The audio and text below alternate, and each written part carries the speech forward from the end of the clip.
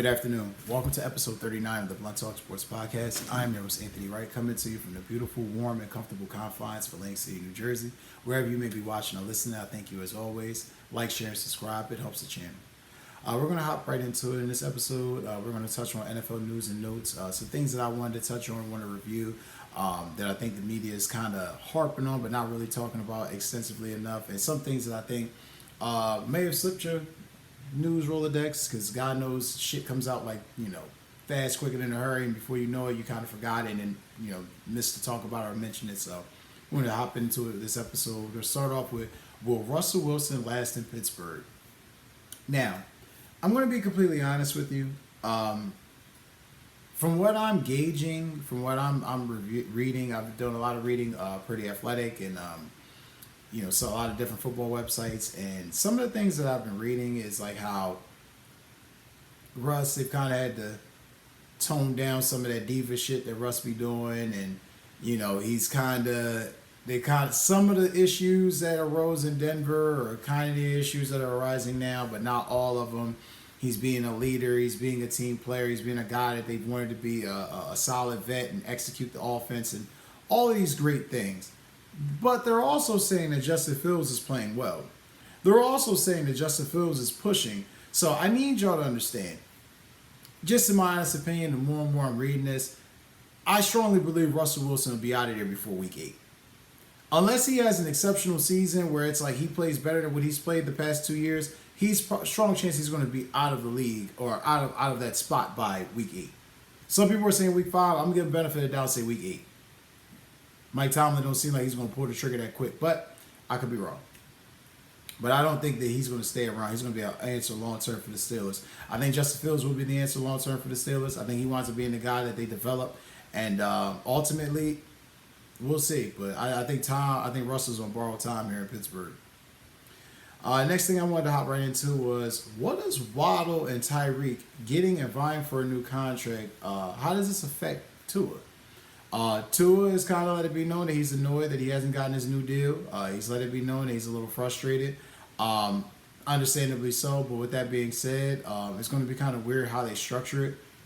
He's not a $50 million a year quarterback, but, that's what the market dictates, so he's going to get that. I can see him getting a deal very comparable to Jared Goff, maybe Jalen Hurts-esque, but I don't know, because if you look at Jalen Hurts and Lamar Jackson's deal, those deals are very similar. If they give him that type of deal, that's ultimately giving him the power and the control, and I don't feel like they are comfortable completely with him being the quarterback and the guy that's going to lead them into the future. That's why all this haggling and shit is going on with the contract. They don't really feel like he's the guy. But because they've kind of, Chris Greer put his fucking foot in his mouth and made comments earlier this year, and they've had the fan base, a certain contingency of the fan base, fight hard for Tua. It's a well-known joke that it's called Tua-non. I mean, it's crazy, but I think these guys getting new deals definitely hurts him getting his contract right away.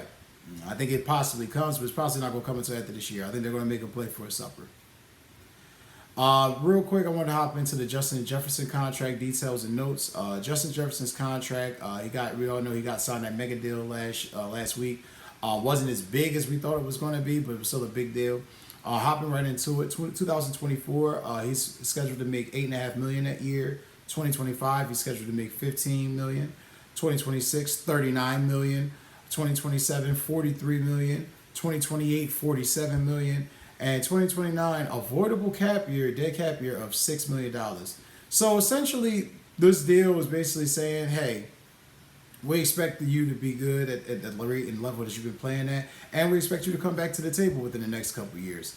They also have it to set up where within the next 2 or 3 years, if he doesn't play up to par, they can get rid of him within 3 years' time, and 4 years' time, it's, oh well. So good deal all around, I think, for the Vikings and Justin Jefferson. And glad that he got his check, and we'll definitely see how he forms a nice tandem with J.J. McCarthy there in Minnesota. Next is a guy who has been much maligned, but definitely has been getting scrutiny and needs to be talked about a little bit more. Deshaun Watson. It was reported from Kevin Stefanski that Deshaun Watson has been throwing every other day during OTAs while still recovering from November's shoulder surgery. He won't be throwing full speed, at least until training camp. which I kind of get. There was a little bit of an accident. I don't know if you guys have seen the photos of it on the internet or the video, but there was a Cleveland Browns softball game that they had, and he kind of collided in with one of their backup players. He was fine, wasn't no injured, but definitely gave you fucking cause for pause if you're a Browns fan. And yeah, it's just one of those things where Deshaun Watson's under the hot seat. I mean, he's making too much guaranteed money to play at the level he's been playing at the past couple of years. I do think injury and play calling has affected him to a degree. We'll see now with how they run the offense and how they do things, because make no mistake about it, Ken Dorsey and Stefanski, they're not the guys that's going to be under scrutiny. It's going to be under. You just got Stefanski, was coach of the year. Ken Dorsey, though he was fired from Buffalo, it was very, very well known that, okay, he can kind of coach or get this offense skill, based around Deshaun Watson, for lack of better words. We can build the offense and build the scheme around Deshaun Watson. I don't know how efficient or smart that is when you have a quarterback who hasn't been healthy and hasn't really played a full season in about 4 years. Needless to say, though, this will be a pivotal year for Deshaun Watson. Coach Kevin Stefanski and new offensive coordinator Ken Dorsey say that Watson has a grasp of the blended offense that they've been being installed this year. Now, when they say blended offense, do keep in mind they're saying that it's going to be an implementation of the Browns offense, and it's going to be an implementation of what Ken Dorsey ran with the Bills. Don't know if you want to run too much of that, being that that's what the fuck got him fired in Buffalo, but nonetheless, Ken Dorsey did have some things about his offense that did work early on. And again, I think they have the skill set and the players to really win in Cleveland, as far as go into the playoffs and make a run. But again, this all falls on Deshaun Watson. If Deshaun Watson isn't healthy or isn't playing up to snuff, and we're not even talking about the fucking running game, with Nick Chubb being injured and how all that's going to play out. So very crucial year, low-key, for the Browns. Another news and note that kind of flew by on the ticker that nobody paid much attention to. 49ers signed backup tight end Logan Thomas. Solid backup. Definitely somebody that's going to come in and help Kittle and spell him. Somebody who's definitely, we all know George Kittle was missed time with injury. Is somebody who's definitely going to help the offense. That being said, I don't know how great of a signing this is, being that Thomas also has had a huge injury history. I mean, he's missed portions of seasons. I think he's only played a full season maybe twice within the past 4 years, so 5 years. It's bit of a risk, bit of a gamble, but I understand where the 49ers are coming from. You need depth in this league, and without depth, you're dead, so I understand. Next would be hopping on Patrick Queen, and we all know Patrick Queen was middle linebacker for the long term for the Baltimore Ravens, as now with the Pittsburgh Steelers. And he stated that he's settling into his role. He's getting accustomed to the culture there and the mindset. And the question that was presented per The Athletic in this article was, does he finally solve the Ryan Shazier problem that has plagued the Steelers?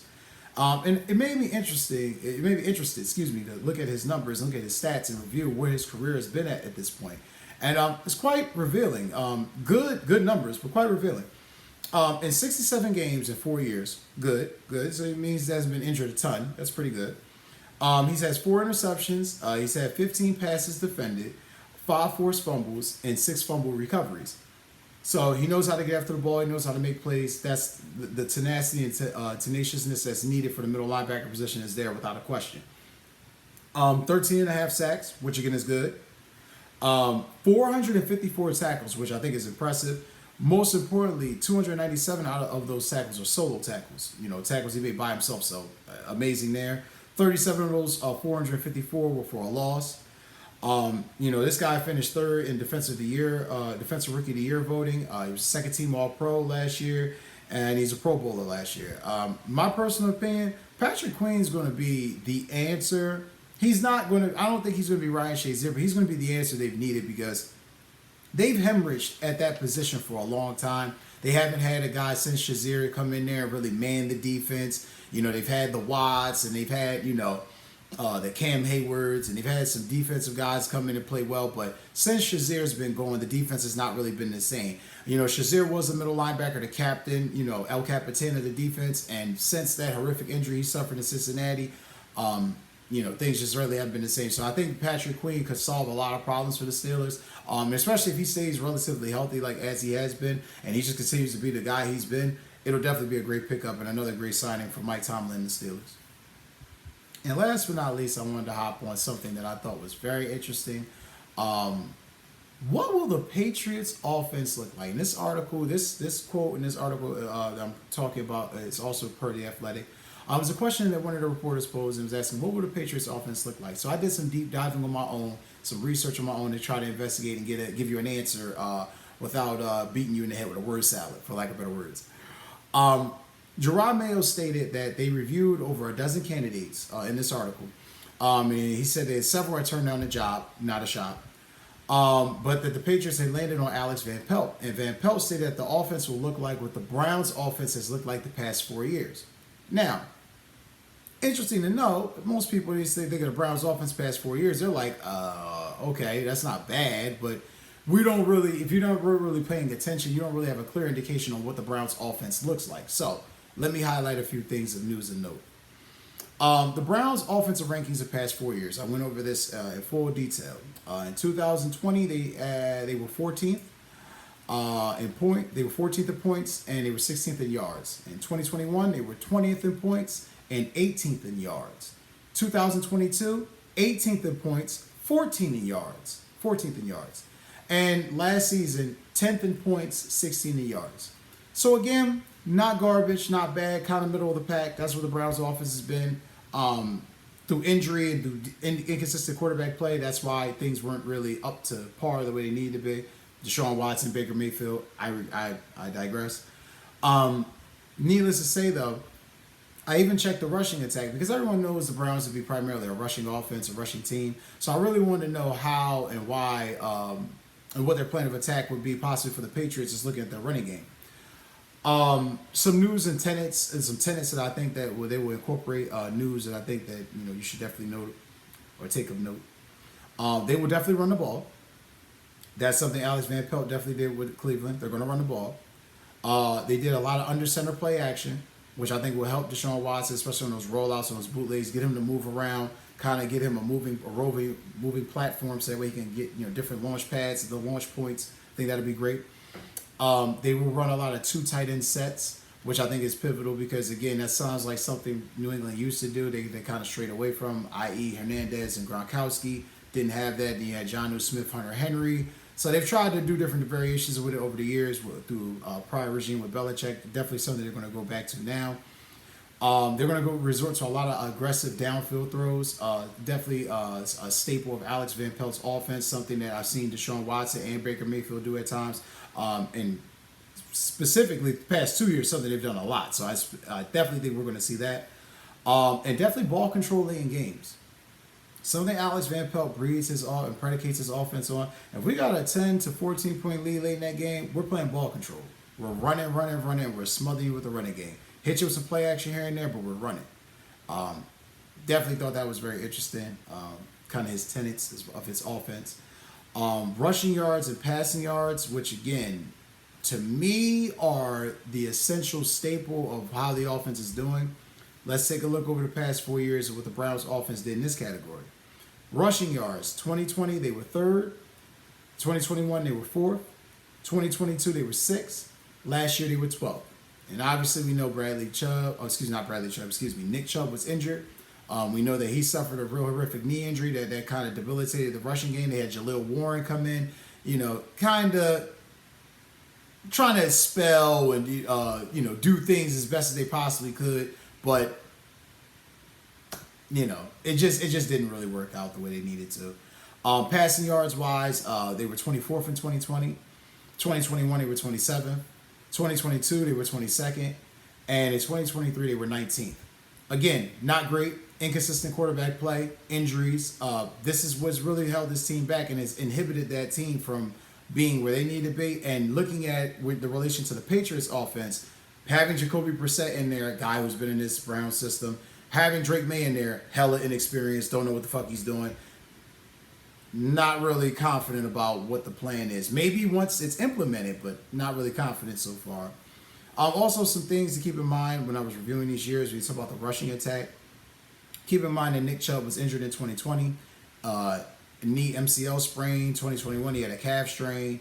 2022, he was relatively healthy, and then he had the horrific MCL tear last year. So again, their rushing numbers were still great, even with his injuries.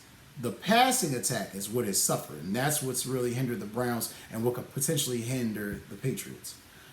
Keep in mind that Watson came to the Browns in 2021, so all those passing numbers were Jacoby Brissett, Baker Mayfield, that little combination there. And he's obviously, Watson's dealt with injuries. He was suspended, obviously, for the massage therapy thing, the rotator cuff injuries, and the shoulder fracture from a year ago. So it's going to be very interesting and very pivotal to see how he plays. Last but not least, we're going to see how Jacoby Brissett and Drake May, more importantly, could look, because if they can develop, then this offense will be in phenomenal shape. That's going to do it, guys, for this episode. I thank you as always. Like, share, subscribe. Take care, and have a great day.